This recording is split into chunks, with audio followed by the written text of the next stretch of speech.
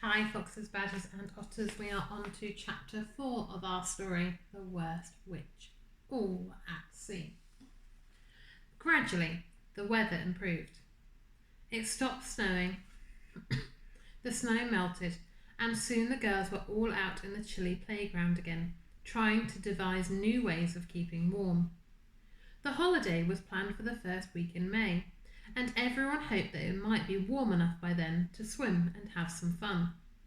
Mildred was the only one who didn't seem to be looking forward to the treat in any way. Why do you think she might not be looking forward to it? Do you think it might be perhaps because she has to leave Tabby behind at home? I wonder if there'll be a sandy beach, said Maud, as they stood ankle deep in slush in the playground during lunch break. And caves, said Enid.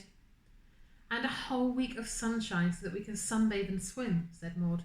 What do you think, Mill? Mildred doesn't think, said Ethel Hallow, who just happened to be passing by on her way to the library. At least, I didn't see much evidence of any thought last term. Well, it doesn't sound like this Ethel character is very nice to Mildred, does it? Oh, do leave me alone, Ethel, said Mildred, hunching her cloak up around her ears. Not looking forward to our little treat, then? Ethel continued in her usual sneering tone. I can't think why the whole thing's in honour of you, anyway. You're always messing everything up. You're the worst witch in the school. Come on, Mildred, said Maud, trying to keep the peace. Let's go somewhere else and leave Ethel to her sour grapes. They all trailed across the playground and tried to get out of the wind by huddling in the broom shed, which is exactly the same as a bike shed, apart from it houses broomsticks instead of bicycles. In fact, Ethel's observations about the holiday in Mildred's honour were very ill-advised. The whole incident ending up with Mildred in the pond had been completely due to Ethel in the first place. During the winter term, Ethel had changed Mildred into a frog. Mildred had hopped off to find help and been discovered by Miss Hardbroom, who had put her into a jar in the potion laboratory. The frog, Mildred, had escaped from her jar and fled to the pond to hide, where she had met the magician, Mr. Rowan who also turned into a frog by enchantment. Mildred had rescued him and made sure he was reinstated as a human, so he was naturally very grateful to her. But Ethel was jealous of all the attention and praise which had been heaped on Mildred. What's up, Mill? Asked Maud.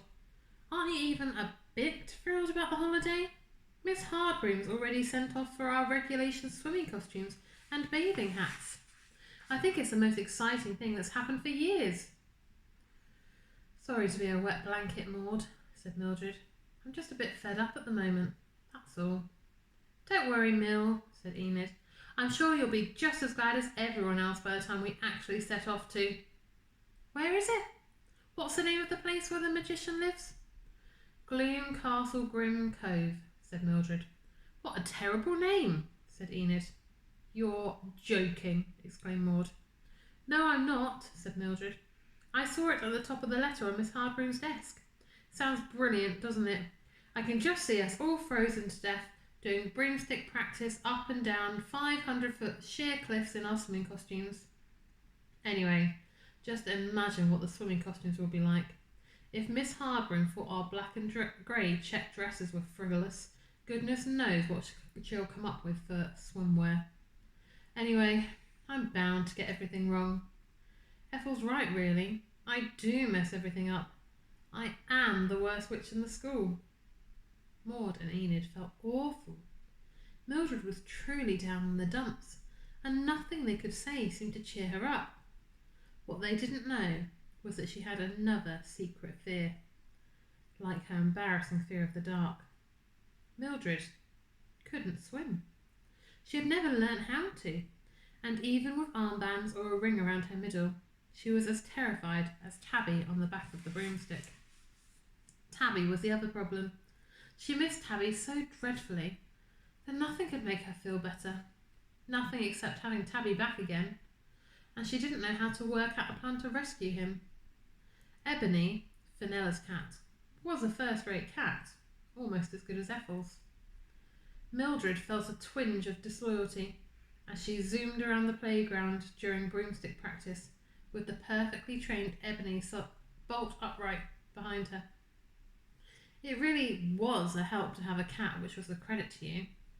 But at night, Ebony would set off through the window and along the school wall for a night of hunting, whereas dear scruffy old Tabby always spent the night curled up either on Mildred's chest or around the top of her head like a fur hat. There we can see Mildred flying off her cat on the back of her broomstick. Enid gave Mildred a rather nice fairy tabby cat hot water bottle, but it only made her feel worse. If only someone had invented a hot water bottle that purred, thought Mildred sadly, as she curled up under the bedclothes in the dark. I'll have to wait till next time for chapter 5.